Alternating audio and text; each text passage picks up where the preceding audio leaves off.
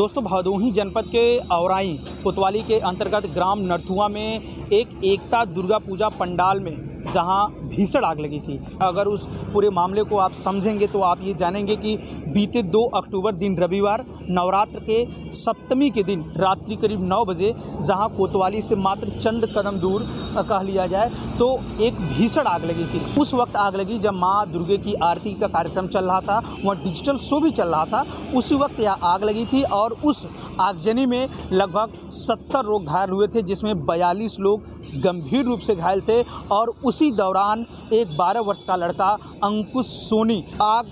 की लपट में आने से पूरा शरीर झुलस गया था कि घटना स्थल पर मौत हो गई थी। 42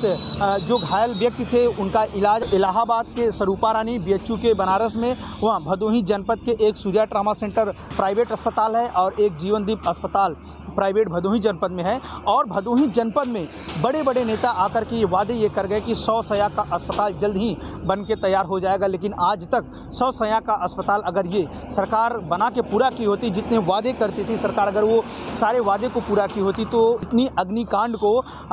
इस तरीके से लोगों की मृत्यु नहीं होती, जिस तरीके से मरने वालों की संख्या 10 पहुंच चुकी है। सबसे दर्द भरी बात यह है दोस्तों कि जो 10 लोगों की मौत हुई है, जिसमें एक ही परिवार के 4 लोगों की मौत हुई है। दोस्तों, जहां पे अग्निकांड हुआ था उसी के चंद कदम दूर एक गांव बारीपुर गांव है, जहां बारीपुर गांव में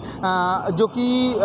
एक ही परिवार में 4 लोग की मौत हुई है। दरअसल रामापति पूर्व प्रधान 2 बार रह चुके हैं और वो प्रिंटिंग प्रेस का काम करते थे। उनकी पत्नी व उनकी बहू व उनके 2 नाती इस दुर्गा पूजा पंडाल को देखने आए थे। परिवार के और भी सदस्य देखने आए थे जो आज भी आग की लपेट में आए हुए हैं और वो आज भी ज़िंदगी और मौत के बीच BHU के ट्रामा सेंटर में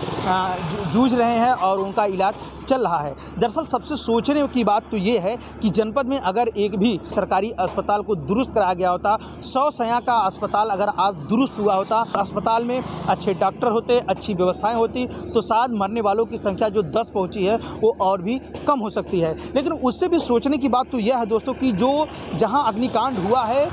उसी जगह से अगर आप देखेंगे तो कोतवाली परिसर मात्र 50 मीटर की दूरी बताई गई है। लेकिन इस अग्निकांड में अगर कोतवाली से इतनी मीटर दूरी पे अग्निकांड का खबर होती है और फिर भी इतने मौतें होती है, फिर भी इतने लोग झुलसते हैं, तो उसके कई सवालिया प्रशासन के ऊपर खड़े होते हैं, पुलिसिया के ऊपर कई सवालिया ऐसे खड़े होते हैं। लेकिन जिस तरीके से मुख्यमंत्री योगी आदित्यनाथ ने इस मामले को संज्ञान में लिया, तरीके से युद्ध स्तर पर बचाव कार्य का सिलसिला शुरू किया था, आज उसकी देन से कुछ जिंदगियां बची हैं और बचेंगी क्योंकि उनका इलाज चल रहा है। लेकिन सबसे सोचने की बात तो यह है अगर उसी जनपद में 100 शैय्या का अस्पताल बन के तैयार हो गया होता तो शायद और भी मौतें कम होती है। इसी प्रश्नों में हम एक और बातें आपको बताना चाहेंगे कि जिस तरीके से यह पूरा मामला हुआ, सप्तमी के दिन पूरा मामला होता है, कमिश्नर से लेकर ADG से लेकर के IG से लेकर के हर विभाग के आला अधिकारी घटनास्थल का रात्रि में ही जायजा लेते हैं, पूरी बात को समझते हैं और ग्रीन कॉरिडोर बना करके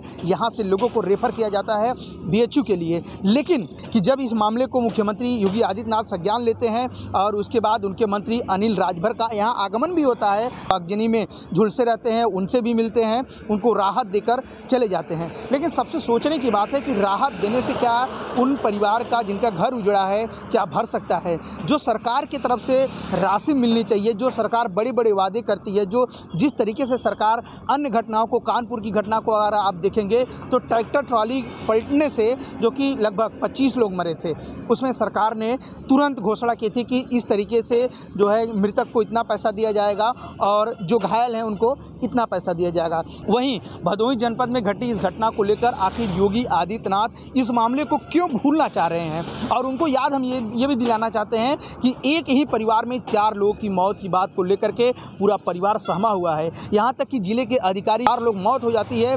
उसके जो है कि 2 दिन बाद वहाँ शोक संवेदना देने जाते हैं और उस वक्त देने जाते हैं जब उनको ट्रोल किया जाता है जिले के अधिकारियों को कि मृतक के घर पर अभी भी जिले के अधिकारी नहीं पहुँचे हैं। यहाँ तक कि उनके नेता भी मृतक के घर उस वक्त पहुँचे हैं जब 2 से 4 दिन का अंतराल हो गया है, जब परिवार के लोग उस गम को भूलना चाहते थे धीरे धीरे, उस वक्त वक्त जिले के नेता भी गए हैं और कहीं ऐसी भी सूचनाएं हैं। औराई विधानसभा के विधायक तो पहुंच गए हैं, लेकिन इस जनपद के सांसद रमेश चंद बिंद अभी भी पीड़ित परिवार से नहीं मिले हैं। जिस तरीके से ये घटना हुई है, जिस तरीके से जिलाधिकारी की तरफ से कृषक बीमा योजना के अंतर्गत उनको 5-5 लाख रुपए की देने की घोषणा की गई है, ये पैसे मिलेंगे जो कृषक बीमा योजना के अंतर्गत आते हैं। लेकिन सबसे दर्दनाक जिसकी मौत हुई सोनी व्यक्ति की, एक लड़के की, उसकी उम्र मात्र 12 वर्ष थी। क्या उस परिवार को जिले के अधिकारी किस प्रकार से सहायता देंगे, यह सोचने की बात है। जिलाधिकारी गौरांग राठी के द्वारा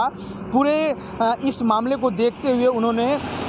अग्निकांड अनुदान जो है सहायता का एक मुहिम चलाया और उस अग्निकांड सहायता में अभी तक बताया गया है कि 24 घंटे में जो कि 24 लाख रुपए एकत्रित हो गए हैं, जिसमें जिलाधिकारी भदोही जनपद के 2 विधायकों ने अनुदान किया है, तो वहीं एक औराई ब्लॉक प्रमुख को भी अनुदान कर चुके हैं। तो धीरे धीरे करके आम जनता भी इस मुहिम में शामिल होना चाहती है और उन पीड़ित परिवार को सहायता देना चाहती है जो पीड़ित परिवार सिर्फ और सिर्फ गम में डूबा हुआ है। उनके आंसुओं को पोंछने का काम जनपद के लोग कर रहे हैं। अभी मरने का सिलसिला अगर सूत्रों की माने तो और भी बढ़ सकती है, क्योंकि अभी हम आपको बता दें कि घटना घटे अभी आज रविवार है, पिछले रविवार को रात्रि 9 बजे ये घटना घटी थी। तो अगर कहा जाए तो पूरे 1 सप्ताह अभी नहीं हुए हैं, कुछ घंटे अभी शेष हैं 1 सप्ताह में। भदोही जनपद के औराई में अग्निकांड की पूरी रिपोर्टिंग बाकायदा आपको बताई, किस तरीके से सरकार का रवैया, किस तरीके से पुलिस का रवैया, किस तरीके से प्रशासन का रवैया, किस तरीके से मृतक परिवार वालों का किस तरीके से लोग जूझ रहे हैं। ये पूरी खबर देखने के लिए बहुत बहुत धन्यवाद और इसी प्रकार की खबरें पाने के लिए आप हमारे गांव की आवाज़ चैनल पर बने रहें और आप हमारे चैनल को सब्सक्राइब करें, हर एक खबरों को ज़्यादा से ज़्यादा शेयर करें। धन्यवाद।